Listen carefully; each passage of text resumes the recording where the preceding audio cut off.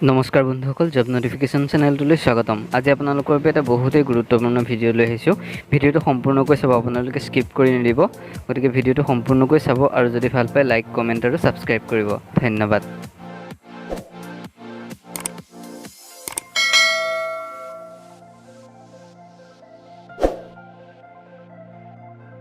বন্ধুসকল, আজিৰ ভিডিঅ'টো হ'ল আপোনালোকে ঘৰতে ট্ৰেন্সপৰ্ট ডিপাৰ্টমেণ্টৰ যিটো অনলাইন হৈছে সেই অনলাইনটো কেনেকৈ কৰিব তাৰ ওপৰত।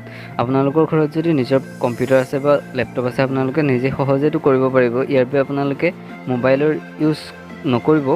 যদি পাৰফেক্ট জানে তেতিয়াহ'লে আপত্তি নাই, কিন্তু যদি আপোনালোকে ইমান ফটোখিনি কেনেকৈ ৰিচাইজ কৰিব লাগে, কি কথা সেইখিনি যদি ভালদৰে নাজানে তেতিয়া মোবাইলত ট্ৰাই কৰি নিব। কাৰণ এবাৰ ফৰ্মখন ফিল আপ হৈ যোৱাৰ পিছত আকৌ আপোনালোকে তাত শুধৰাব পৰা অপশ্যন নাই। গতিকে পাৰিলে কম্পিউটাৰ কেফেত গৈ পেলাই হ'লেও কৰি ল'ব। যদি পাৰে আপোনালোকে ঘৰতে কম্পিউটাৰ থাকিলে কৰি ল'ব পাৰিব। মই ইয়াত সম্পূৰ্ণকৈ দেখুৱাই যাম কোনখিনি কাম কেনেকৈ কৰিব লাগে। আপোনালোকে ভালকৈ চাই যাব আৰু সেইমতে কামখিনি কৰিব। আপোনালোকে অতি সহজতে ঘৰতে কৰি ল'ব পাৰিব।